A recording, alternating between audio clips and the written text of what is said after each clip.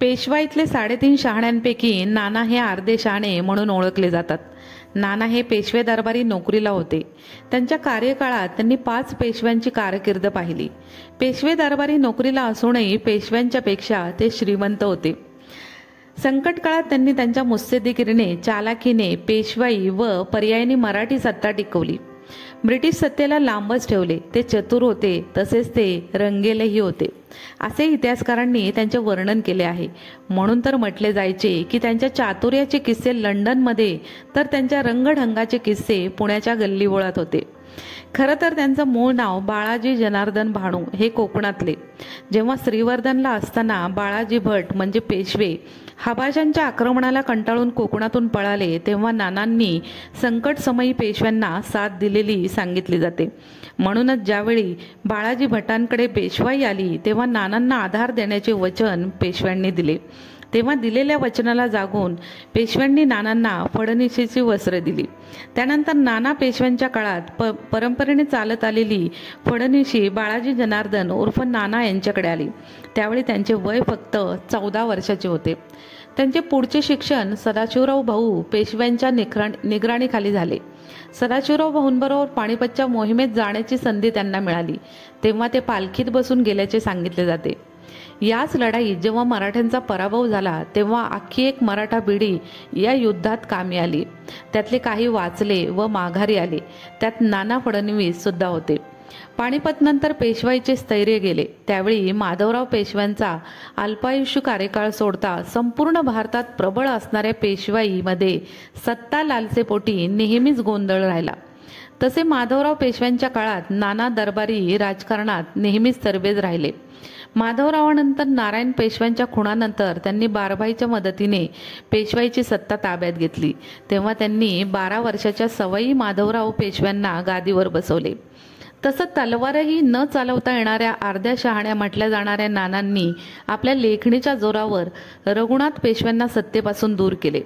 त्याच काळात पानिपतच्या युद्धात ढासळलेली मराठी सत्ता महादजी शिंदेंनी उत्तरेत जाऊन सावरली व नाना फडणवीस व महादजी शिंदेंनी आपल्या बुद्धी व पराक्रमाच्या जोरावर मराठा साम्राज्याला पुन्हा वैभवात आणले. त्याचवेळी इंग्रजी सत्तेने आपले हातपाय पसरायला सुरुवात केली होती. तेव्हा नानांनी इंग्रजांवर करडी नजर ठेवली. त्यावेळी असे म्हणतात, नाना फडणवीस व महादजी शिंदेंना संपूर्ण इंग्रज सत्ता भीत होती. इतके सगळे असूनही त्या काळी नानांना चारित्र्याविषयी मात्र त्यांच्यावर काही आरोप केले जात होते. ते स्त्रियांच्यात रममान असायचे. त्यांची 9 लग्ने झाली होती. शिवाय त्यांनी रखेलही ठेवल्या होत्या. आणि स्वतः नानांच्या म्हणण्यानुसार त्यांच्यात विषय वासना हा एकमेव मोठा दुर्गुण होता. त्याला जोड होती त्यांच्या शीघ्रकोपी स्वभावाची. त्यामुळे अनेक सरदार त्यांच्यामुळे दुखावले गेले होते. सरदारांच्यात असलेले वाद नानांना मिटवता आले नाही. नानांनी सवाई माधवरावांना पूर्णपणे आपल्या प्रभावाखाली आणले होते. त्यामुळे मिळालेल्या सत्तेचा वापर त्यांनी स्वतःची तिजोरी भरण्यासाठी केला असेही म्हटले जाते. त्यात त्यांचा स्वभाव कंजूस होता. त्यामुळे भरपूर मालमत्ता त्यांनी गोळा केली. वाईजवळील मेनवली येथे नानांनी स्वतःसाठी मोठा वाडा बांधला होता. युद्धांच्या मोहिमांच्या धामधुमीत जेव्हा पेशव्यांवर 16 लाखाचे कर्ज होते, तेव्हा त्यांचा कारभारी असणारे नाना फडणवीसांकडे मात्र 9 कोटीची संपत्ती होती असे म्हटले जाते. त्यामुळे त्यांना 9 कोट नाना असे म्हटले जाईल. याबाबत रॉयल सोसायटी ऑफ ब्रिटनमध्ये नाना फडणवीसांनी स्वतःच्या हाताने लिहिलेलं पत्र सापडते. त्यात नाना स्वतः म्हणतात, जवळपास 5 कोटी 90 लाखाची संपत्ती असल्याचे त्यांनी मान्य केले होते. त्यांची आजच्या काळात किंमत हजारो कोटीच्या घरात जाते. ज्यावेळी सवाई माधवरावांनी भ्रमिष्ट होऊन आत्महत्या केली, त्यानंतर पेशवाईत नानांचे महत्त्व कमी होत गेले. दुसऱ्या बाजीराव पेशव्यांना नानांचा राग येत होता. तेव्हा नानांना त्यांनी अटकेत टाकले.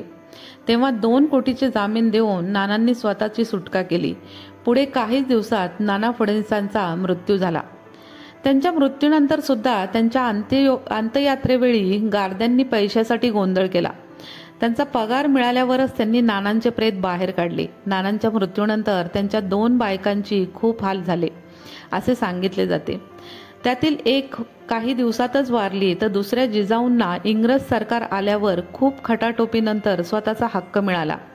नानांच्या मृत्यूनंतर पेशवाई लयास गेली आणि भारतात इंग्रजी सत्ता उदयास आली. असे म्हणतात, मराठी राज्यातील शहाणपण व नेमस्तपणा नानांच्या मृत्यूनंतर लयास गेला. धन्यवाद.